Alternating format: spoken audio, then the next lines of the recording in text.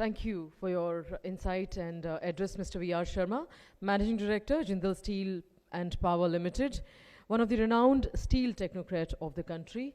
And ladies and gentlemen, we thank him for his valuable presence and time. He has to leave us right now as he has an obligation to take care of. Ladies and gentlemen, we are indeed changing the world with technology, and it gets even better if it is accompanied with a feel-good factor.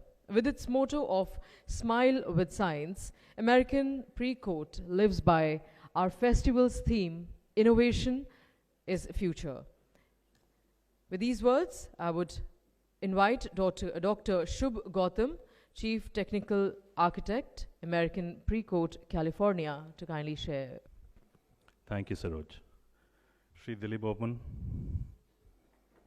Shri Sanjay Sharma, Shri Satpati, Shri Pankaj Satija, Shri Arora, honorable dignitaries, delegates, dear friends, and of course, Monica. You are the star performer. God bless you and Metalogic team for doing this.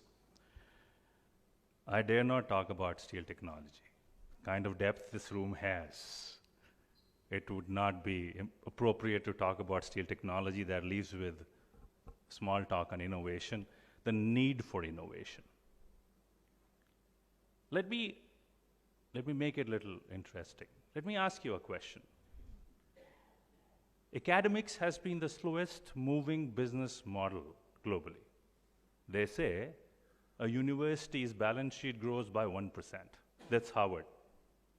If you grow by 2%, you are Berkeley, where you have 15 Nobel laureates. Academics do not grow in excess of 2%. If academics is the slowest growing model, if I would ask you a question, which country had the largest number of universities in top 10 100 years back? Anybody would like to shout out? Which country had the largest number of universities in top 10 100 years back? If I would make a list of top 10 universities 100 years back, which country had the maximum number of universities? Not 100 years back. If I made it 2,000 years back, maybe Nalanda, but not 100 years back. I would have been happy to hear that. Anybody? Oxford, Cambridge, yes. Germany. Germany had the highest number of universities in top 10 100 years back. If I move that business model fast forward today, if I would ask you, collate a list of top 10 universities in the world, which country has the honors of having the maximum number of universities? Of course, United States. How did this happen? How does this happen for a business model that is the slowest growing model in corporate history? Innovation. It was because United States innovated education. They spent and understood what are the three legs of innovation and why innovation is essential. I'm an extremely proud Indian. My roots are here.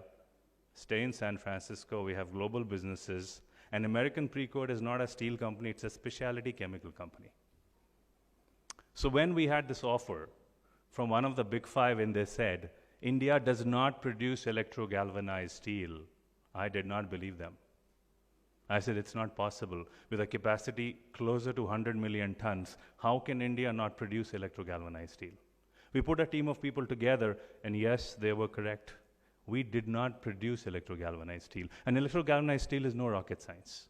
Electro-galvanized steel is poor man's special steel. If you go forward, there are many more special techniques that we have today, but electro-galvanized steel was not rocket science. We set up India's first electro-galvanizing color tandem coating unit in Valsad, Gujarat, and that was dedicated to the country in June 2019. While doing so, I met at least 60 top professionals from the steel industry across board. And my question was, have you worked on electro-galvanizing technology? The universal answer was, forget working on electro-galvanizing technology, no one had seen an electro-galvanizing line. What is the underlying importance of innovation? Unless we innovate, we will be extinct. Innovation is not about growth. Innovation is not about invention. Innovation is about structuring future. If all of us have to write down where do we want to be in 2030, the question is what is it we do today to reach 2030? The only thing is we structure things daily, weekly, monthly. It's a box approach. Today what we do is we do quality management, we do Kaizen, we do ERP, Enterprise Resource Platform. All this is good for today. But where are we heading for tomorrow? In a matrix where a country has a per capita income of $1,800, is it fair to say what applies to United States should apply to India? Is it fair to say what applies to Japan applies to India? Of course not. We need products that work for this country. We need innovation which is country-centric. India is a net consumptive economy. And I doubt if we can ever aim to be exporting commodity because of the way the whole economic fiscal deficit is. Immediately after World War II, what did Japan do? They said, look, we have to export. I don't care, damn, we have to export. And this is in the journal, they say. And what did they devalued yen overnight. 1955, Korea had independence. Exactly 7 years after India, what did they do? They followed the Japanese model. They said the yen went to 120 against a dollar. Won goes to 1,200 against a dollar. Even today, won is 1150. Can we afford that? So we have no choice. We have to innovate. We have to innovate on technology. We have to innovate on cost. We have to innovate on culture. Allow me to give you 3 examples of innovation that went wrong.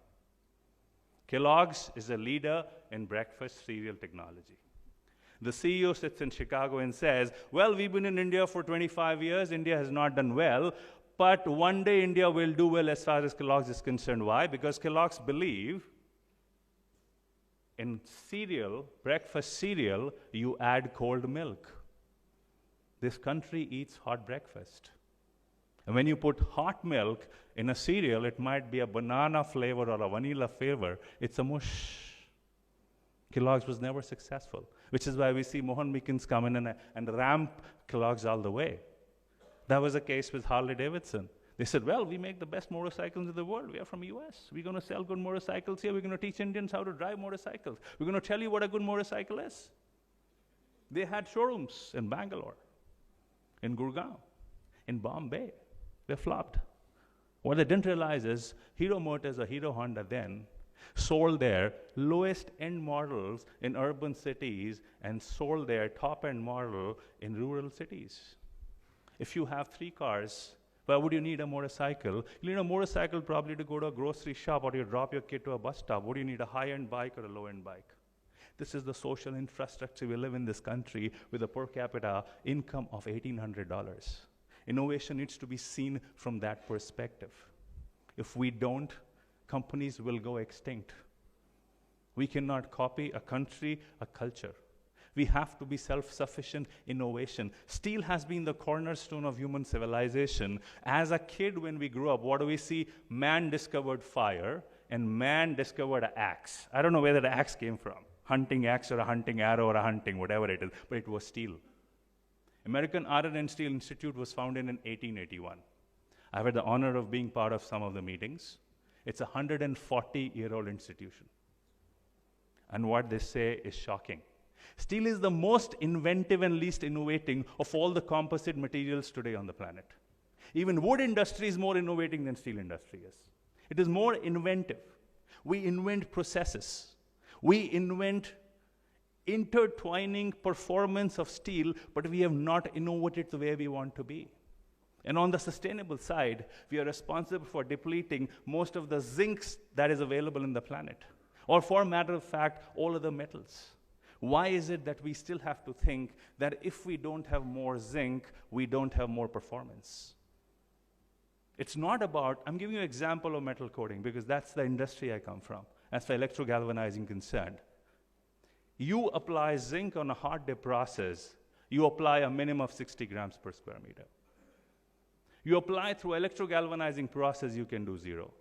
You do through a thermal diffusion zinc process, not a vapor process, thermal diffusion zinc, you can go to sub-grammages. Now let me tell you, if you were a supplier to aerospace industry or nuclear industry, the caveat is, they would only accept a product which is produced by thermal diffusion zinc. So is zinc the performer, or is the process the performer? Is technology the performer, or is that technology innovation which gives you that result? A thermally diffused zinc steel component passes 8,000 hours of salt spray, 8,000 hours, and there's less zinc. How do we become more sustainable? How do we become more green? And what is that innovation pitch? You need to dream. We need to dream. What will we be remembered for? It's like saying Professor Muhammad Yunus got the Nobel Prize for starting microfinance because he started the Grameen Bank in 1996. Since 1996 to 2019, they've given more than $300 billion in loan in increments of $15. It never went for a federal dispensation or a subsidy. Professor Muhammad Yunus has a vision of innovation, and he said, poverty elevation. Let me create a museum where you take a boy, a kid, a child, and say, this was poverty. He went to the town square of Dhaka, hired 10 beggars. And this is after Grameen Bank. Look at the innovation standards he had. He hired 10 beggars and said, you beg. Why do you beg?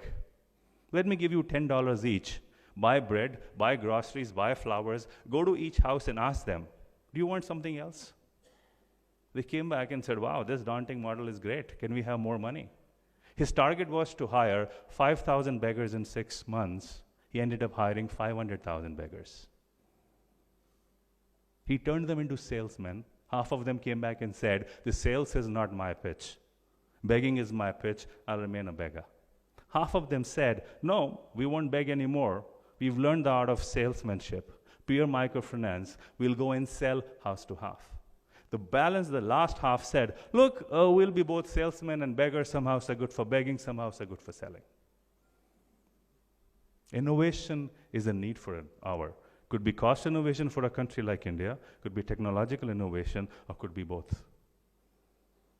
I compliment ArcelorMittal Nippon Steel for choosing India as a destination, for giving India that pride, investing in India.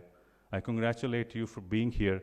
I really congratulate the speakers who are going to come and tell us great technologies about steel industry, and I wish all the best that we innovate and we show to the world what India and Indians can do as far as steel industry is concerned. Wishing Metallurgic a very bright conference. Thank you, ladies and gentlemen. Have a great day.